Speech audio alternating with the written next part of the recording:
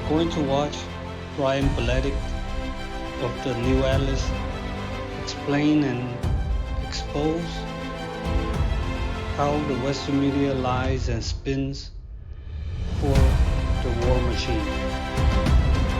Now there appears to be another problem with Ukraine's S-300s. Apparently, and we have seen news of this before, these S-300s, while attempting to intercept incoming targets, they miss, and the interceptor lands and has unintended and terrible consequences, including hitting residential buildings and killing civilians. We see articles like this, and what the Western media has begun doing is claiming that Russia is using the S-300 in a surface-to-surface role. Alexander Mercouris, again, has gone over this in recent videos, talking about how implausible this is and how this is most likely cover for Ukraine hitting these residential buildings, killing these civilians, obviously by accident, but then attempting to shift the blame to Russia. So here's an article from Radio Free Europe, Radio Liberty. This is a US government-funded media platform. It's talking about Wagner and Bakhmut, but it also talks about Zelensky calling for modern air defenses. That's what I want to focus on here. It says, Zelensky called on Ukraine's allies and partners to supply Ukraine with better air defenses after at least 25 people, including several children, were killed in a wave of Russian strikes on Ukrainian cities, including the capital Kiev, early on April 28. The worst hit was Uman, a city in central Ukraine's Cherkasy region, where at least 23 people, including 4 children, were killed when a Russian missile hit a 9-story apartment building, according to Ukrainian Interior Ministry.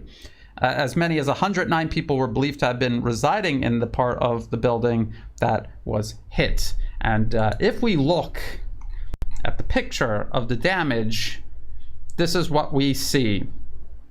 And that does not look like a caliber cruise missile, which has a warhead of up to 500 kilograms. The S-300s, on the other hand, has between 100 and 150 kilogram warhead, which is quite a big difference. And that is damage consistent with a much smaller warhead like the S-300. This isn't the only time this has happened. So you saw that damage. Do you remember this episode? This is an article from November last year. Soviet-era anti-aircraft system that misfired on Poland.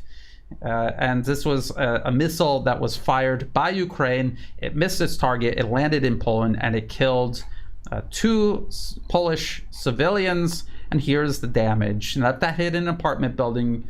You could expect it to make about the same amount of damage. A caliber cruise missile is going to do much more damage. It is used to destroy entire buildings, not just a little corner of one. And I want to point out this article too, also from Radio Free Europe, Radio Liberty. Night of Russian terror, deadly missile attacks target Ukrainian cities. So there's the same picture. As you can see, again, it is just a corner of the building, inconsistent with the power of a caliber cruise missile. And then they show damage from other attacks. This one, for example, the whole building is gone. Everything in this warehouse is destroyed. Then they show this, and they claim this is also from a Russian cruise missile. Impossible. It is impossible that just this little amount of damage was done by a 500 kilogram warhead. So this is what the Western media is doing. They're lumping all of the damage done during these missile attacks, whether it's from Russian missiles incoming or Ukrainian interceptors missing their target and then landing in a residential building and killing people. They lump all of the damage together, and then they just blame it on Russia, because why not? Ordinary people aren't going to understand any of this or make the connection.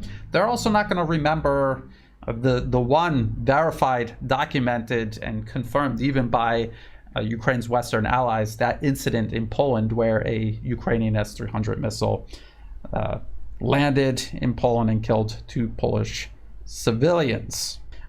Ukraine has carried out its own attacks So this was in the news recently. This is via Al Jazeera, Qatari state media reported.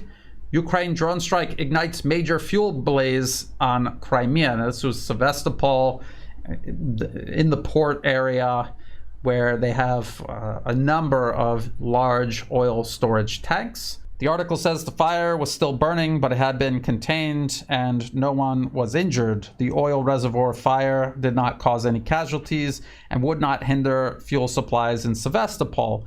The 4 fuel tanks that were hit, they are practically burnt out already. An area of 1,000 square meters had been engulfed in flames. And this was according to the local governor, the Russian governor of this region.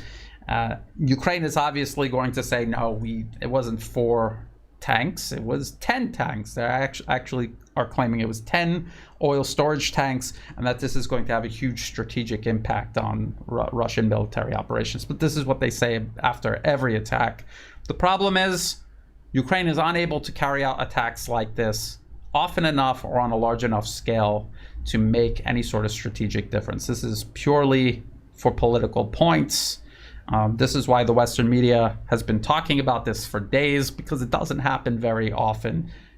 Meanwhile, Russia is carrying out strikes like this almost daily. And that's how often Ukraine would have to carry out strikes like this to have any impact on Russia's military or industrial power.